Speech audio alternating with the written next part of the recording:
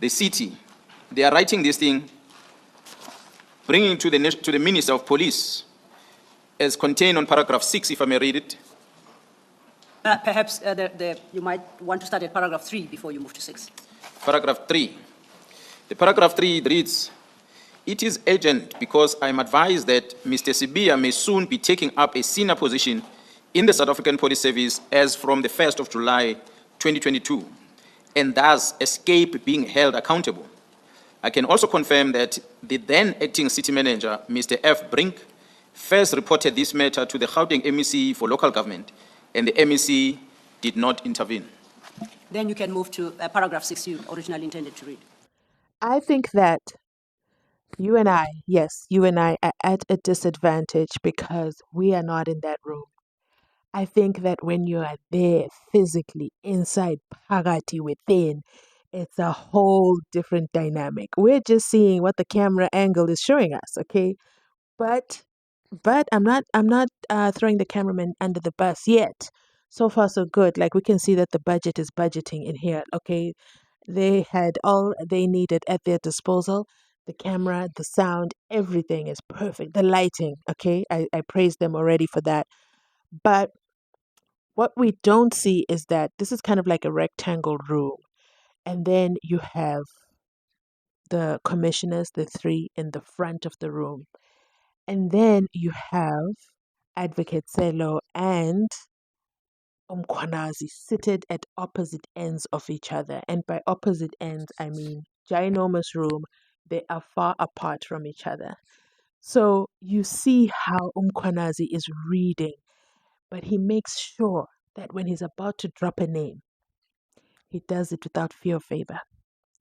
He looks straight up, okay, into the camera lens. I don't know if he's looking into the camera or he's looking at the advocate. That's the thing. That's a little bit of a disconnect for me. But anyway, the camera is really projecting the show pretty well.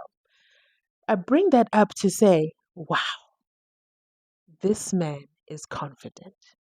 This man is not afraid of sharing people's skeletons. This man is here to tell the members of the general public that it is not playtime anymore.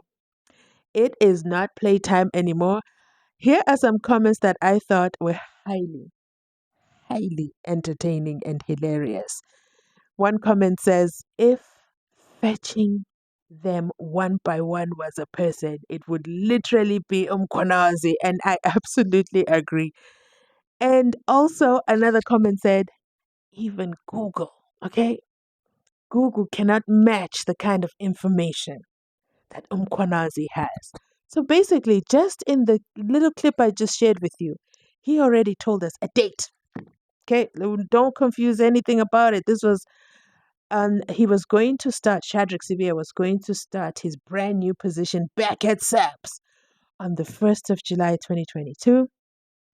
If you didn't catch my first video, you have to go back because that commentary is going to make sense with what I say over here. Because this is a continuation. This is a part 2. And besides, this is now 70,000 subscribers strong. So the commentary's got to elevate, okay? It's got to show that we're a bigger family over here. Thank you so much to everyone who is subscribed to the channel, especially those who joined me last night as we did the countdown. Boo, boo, boo, boo.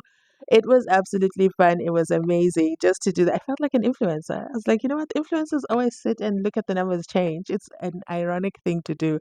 I can't believe I did it, but it's done once in a lifetime. You've got to experience it. And we did it. We hit the milestone. We went overboard. Okay. And the live ended and we were at 70,008 subscribers. But we are not there. This is not about me. Okay. This is about, the people inside Phakathi within SAPS and the files. Okay. No, these are not files. The dockets that Mkhwanazi has on them. So he says, Sibia, he was coming back to SAPS. He was over there at the city of Joburg, and city of Joburg, they came, okay, they wrote a letter and they hand delivered it to the police, to the Minister of Police, Ubheki Cele, and they said, you've got to know what you guys are getting yourself into. And by him coming over here, he's just avoiding accountability. And this is not just for change, okay? It's not for play money. No, it is, he gave himself unlawfully 3.5 million rands, and he also caused 580 million of irregular expenditure, aka I imagine inflated whatever it is that was being purchased. I imagine working with a supplier that knew that they had somebody on the inside, aka KT Malefe and his inflated supplies. Yeah, but anyway, I want you, as we continue to listen on, I want you to look at Mkhwanazi's body language, especially when he's about to drop a name. He does not hide behind a finger. He doesn't stammer either. He doesn't no. He speaks out boldly. Incredible. Amazing. And you know how Serge the international blesser, he's out here saying, she uses substances, that start with the C. She's always using substances, you can't trust her. He's not doing that. He's saying, we have a letter. Let me read it to you into the record. This is what the letter says. It's about SHADRACK Sibia. And it says corruption and fraud. It leaves nothing to imagination. Like what? I could only imagine if SHADRACK was in that room as this was being disclosed to the country. Wow! Let's continue listening on. Yeah, paragraph 6 reads as follows. Therefore, to assist counsel with these legal obligations, I request the minister to urgently intervene and cause the evidence in the attached report to be tabled before counsel. Also considering that Mr. Sibia is still a city employee until he takes up employment with SAPS from the 1st of July, 2022, the Minister of COGTA will be notified of this matter. So this is a letter that is written by the city of Johannesburg, and it is addressed to the Minister of Police. But what I know is that Sibia was appointed into the police and not, remember, when he left, he was at DPCI. When he came back, he was given a post of the head of organized crime in the police, at the head office. That's where he started. This is July 2022. Commissioners, fast forward. General Sibia then gets promoted by the same organization that fired him and that released him when he made an appeal that did not oppose his appointment, that appoints him despite this warning from the city. Then the organization promotes him within a year. Before I intervened just now, you referred to his appointment, General Sibiya's appointment. So I came in because I thought he had already been appointed, hence the commencement date of the 1st of July 2022. Commissioner, you might be right, but I'm not privy to the administration process. What I know is that the court made a ruling. I don't have the date of the court judgment, but subsequent to that, as the court ruled that he must make a submission and application, which then must be considered by the organization, and then he must come and start. So whether when this notice come, he had already signed a contract for the position or not, I do not know. However, it does not take away that as an organization that is responsibility is to enforce the law, even if you've signed a contract with an individual, the moment you become aware of the risk that is coming to the organization, you ought to pause and reflect and conduct your due diligence to make sure that there is no risk that is going to be brought by this individual into the organization. But it seems like that did not happen. So he commenced in the organization on the 1st of July. So I'm not going to talk much about what the minister did in relation to the letter, whether did the National Commission know about the risk that was flagged in the letter. I'm not in a position to answer that. But I know that there was this warning before he comes in. What becomes strange to me is that first he becomes a Major General at Detective Service. And a year later, he gets promoted. Now he's promoted to the heartbeat of the police. So he's no longer responsible for organized crime alone. He's now responsible for the entire investigation, including crime intelligence, including forensic. Well, the National Commission has got powers to appoint. It's just strange that the same organization dismissed this man. A year later, when he applies to court, the same organization doesn't appeal, doesn't file papers to oppose that court process. And the same organization brings him back and promotes him a year later. I don't know what he has done on his performance agreement that was so exceptional on this term when he comes back, despite this warning that justified this promotion. to get into this position. So if you didn't catch part one, part two, this part is going to actually confuse you because I gave a disclaimer in the first part. So we are now entering uncharted waters, okay? I am obviously going to be flying solo in this part, but I'm still going to get it off my chest. So we just heard General Nhlanhla Mkhwanazi. No, General Nhlanhla Sibusiso, okay? Mkhwanazi from the KZN tiny little corner. Tell us, okay, so I see you. I see you, SHADRACK Sibia. You see me. So you came over to SAPS. Okay, but you were let go. Okay, your employer told you stay home. Sound familiar? And because of the whole, you know, Zimbabwe rendition situation case, and then in typical SHADRACK Sibia style, we can all imagine it because we saw it happening most recently. He went to court.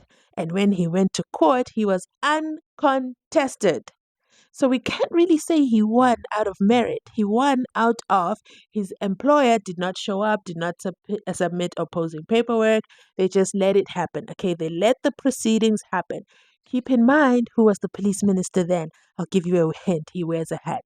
Okay, so then the police minister, obviously, maybe, I don't know, maybe gave the instruction that let the court system do its thing. The court gave the ruling and said SHADRACK Sibia return to work. And as you already know, that's his favorite thing, going to court and coming back. And then I imagine he even did a press briefing. Actually, he did. I remember watching it. So yeah, he did a press briefing. And then he probably said, I won, I'm going back to work.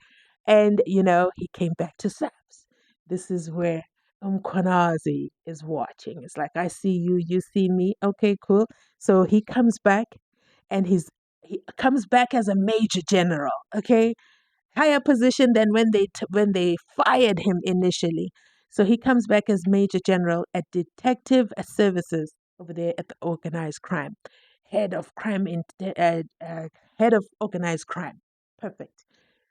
Within a year, let me tell you, this head of organized crime, man, he did amazing things that within a year, he got promoted again. And this time, he got promoted, and then he is now in charge of the whole heartbeat. The whole heartbeat of the police services. He's responsible for the entire investigation, including crime intelligence and forensics. Okay, he's the big boss. He's inside Pagati within. Then Mkhwanazi says, yeah, what exactly did you do in a year to get promoted? I didn't see it.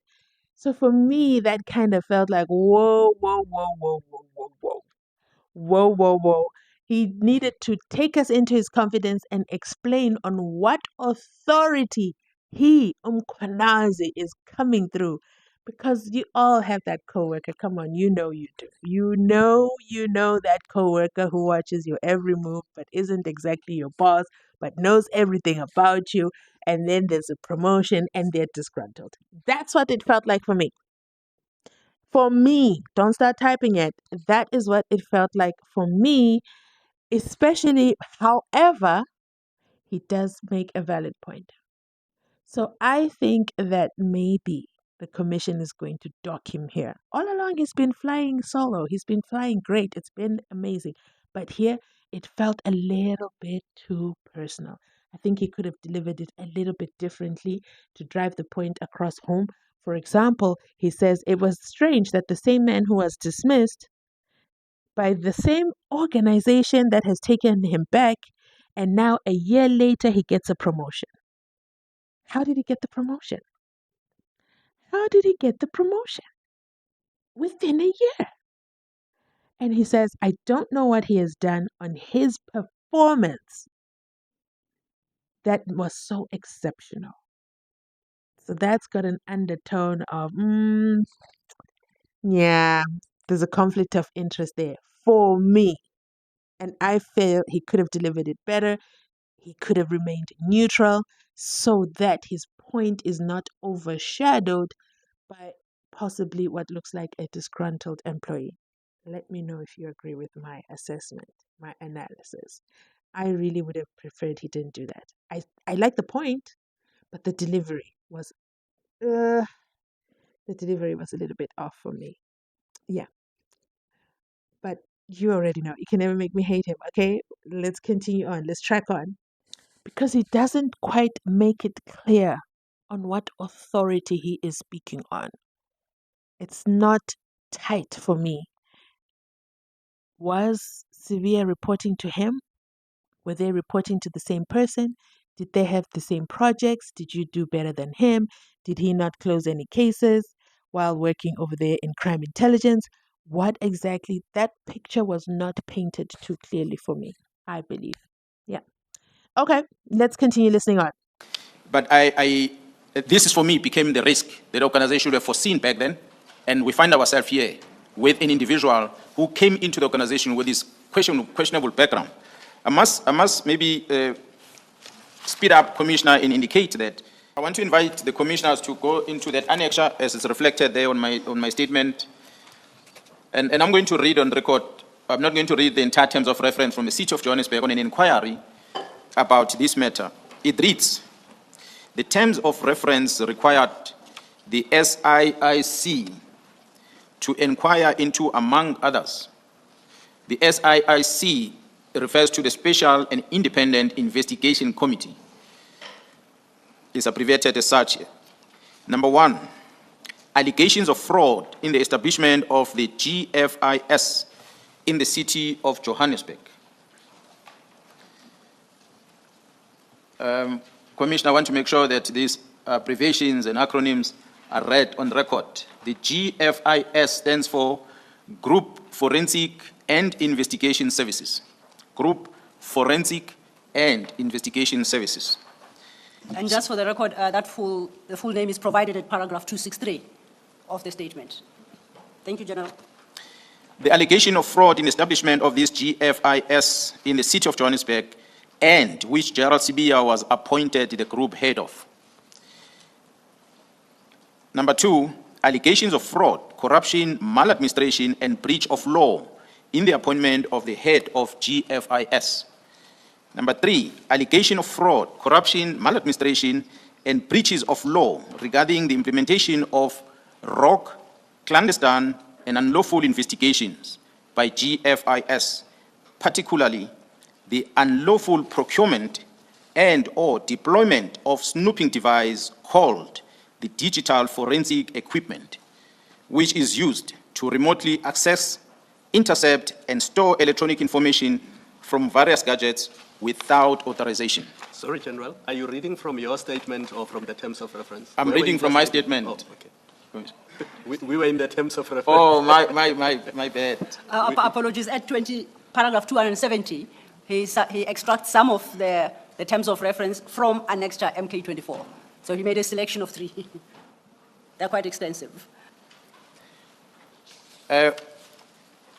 Commissioners, as I said, the terms of reference are attached as an annex on my document that is before you. I'm not the author here, but this is coming from the City of Johannesburg. But what struck me on this one, Commissioner, as I said earlier, incidents of 2011, as I saw them repeating themselves now, and I started reflecting back then. When I was acting National Commission in 2011, I became aware of the procurement of similar type of devices. And they were procured by DPCI with a sole service provider. It cost over 3 million rand, and the person who signs off and approving on that was a National Commissioner back then in 2010, which was Jabal Cele. And the very same individual was at DPCI where those gadgets were bought. I don't know which company supplied then. I don't even know which company supplied a similar thing to the City of Johannesburg.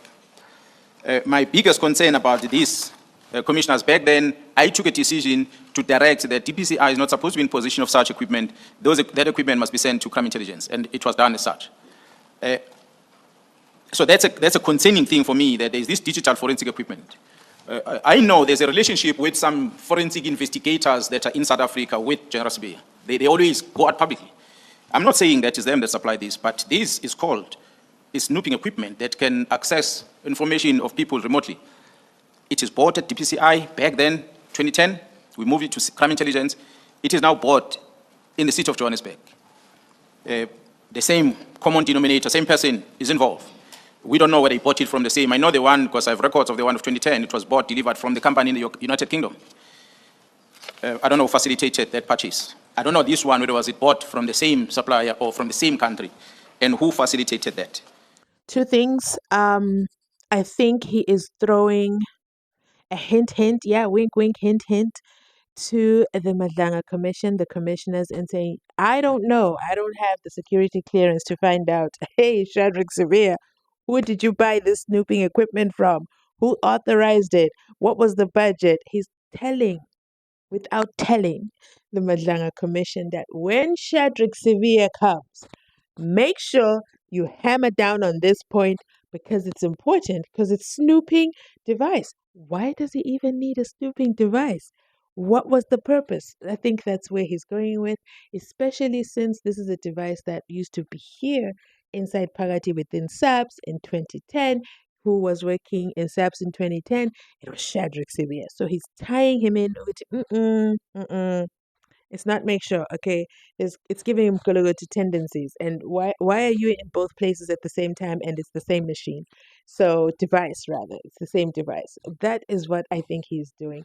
Otherwise, if that is not what he's doing, then I feel therefore now it's he said, she said, it's hearsay evidence that he's putting on the record because he does say on record, I don't know where he bought it. And I don't know what he brought it for. I feel that was a deficiency on his part. Either he could have tried to get that information and the affidavit. I mean, the city of Joburg already came to tell him about the problem situation. Well, they didn't tell him, but he has access to that letter. Clearly, he did some investigation. I think the investigation needed to have gone a little bit deeper to get that extra information again to make sure that his testimony is bulletproof, that no one can come and sip through it. Let me know your thoughts in the comment section down below. Let's continue on, okay? Because you know he keeps dropping bombs. What concerns me the most, commissioners, is trying to find out, perhaps the city of Johannesburg will be able to shed light in future on this, I'm trying to establish as to where is this equipment today. Sibia left the city of Johannesburg. There's an inquiry now that is officially launched by the city of Johannesburg, which I will invite the public perhaps to follow. But what is key for me is to find out, where is this equipment? Could it be that this equipment is still with the city of Johannesburg? Or could it be still in a position of the person that acquired this? I don't know. I'm not going to conclude. But what is very interesting for me is to see that there seems to be that warning of the city of Johannesburg of 2022 is confirmed now with these terms of reference that they did warn the organization, hence this inquiry on the city of Johannesburg. That's when I'm beginning to connect the dots, commissioners. So I'm not, as I said, I'm not suggesting that whatever that happened in the city of Johannesburg, the allegations leveled against Sibia are true or not. I guess the inquiry will establish that. But I'm interested to know if there was such an equipment. I'm interested to know where is the equipment now. Commissioners, my biggest concern in all this is that the heartbeat of the SAPS, that position is occupied by the person who was dismissed from the service, who comes back a year later after coming back, is then promoted to that position. It is the same environment that when the issues of the disbandment of the political killings task team, the head of that environment has got letters written that interfered with the work of the political task team without engaging me. It's a position in the organization is very senior and very critical. So a person occupying that position must be beyond reproach. It is a person whose ethical standard must be above them, all of us. I'm not saying that Sibia does not have that. I'm not saying that he did not have that. But as we're investigating and we're pitting up the picture that emerges, which I'm not going to talk about it, but it takes me to going back to question whether the minister and the national commissioner do the right thing at the beginning by appointing Sibia in that position. So I want to draw you into this analysis and the picture that I'm beginning to see, which is on 275. As we are doing our things as a police, please put a slideshow so you can blow it up. Can you just give us the date of the promotion before you go to the slideshow? You keep saying a year later he was promoted to the current position. Commissioners, I don't have the exact date of the promotion, but a promotion happened a year later. Was Minister Kele still minister? At that time, I'm still under correction. I don't want to lie. I did not confirm exactly. That's why I don't know the promotion date. I don't even know when that process started for his promotion, similar to what the commissioner was asking me earlier. When the city of Johannesburg writes a letter on the 20th of June, 2022, and Sibia was going to start on the 1st of July. Whether he had signed the employment contract already with the organization by then, I don't know. Similar to this one, when he was promoted to the position of the Deputy National Commissioner, I know it happened a year later, but whether at that time was the Minister Cele in the office or not, and whether did Minister Cele play the part to his promotion, I do not know. I guess the National Commission will explain that. But what I want to flag here before the Commissioner is that his arrival in the organization was a concern. That should have been a concern for everyone. But it looks like the organization somehow did not take that serious, hence they placed him in that position. So what I'm showing on the screen, as I asked, that is on PowerPoint presentation. Apologies, gone on the blink. While they put up your presentation, may I say to Commissioner Khumalo, we have taken that point on board. We will establish and we will revert with the date of his promotion. And I think it's relevant to the Regulation 39 issue, because I saw that if you follow the question the Chair asked earlier, assuming that when he first came back in July 2022, they were not aware of what was happening in the city of Joburg. A year later, they would have known, because the letter from City of Joburg is 2022. Well, in fact, it's slightly different. It's before he assumed office, yes. It came to their attention in June 2022. Yes. Between 2022 and 2024, when the City of Johannesburg formally launches its inquiry, he was promoted in that period, intervening. So after this, they go into the org chart. I think that's what I want to call it. I don't know. It's not a table, but it's an org chart. I appreciate the general for doing this. So I'm going to make it live separately, okay, in a separate video so we can all refer back to it whenever we need to. It's going to be labeled when you guys need to watch the org chart again and just see how the Mkhwanazi are connected, how it's such an intertwined system. The only thing for me that I feel it was missing is the judiciary. But, you know, in Mkhwanazi style, he could be coming back later with more, okay? So I'm going to end this video right here. I definitely want to hear your thoughts from you. What was the biggest bombshell you heard about SHADRACK Sibia? Drop it in the comment section down below. This is strange. It's a movie. It's a drama. It's a series. South Africa is a movie, guys. Donald Trump did not lie when he said strange things are happening in South Africa. I'll end it right here. I'll catch you on my next upload. Bye.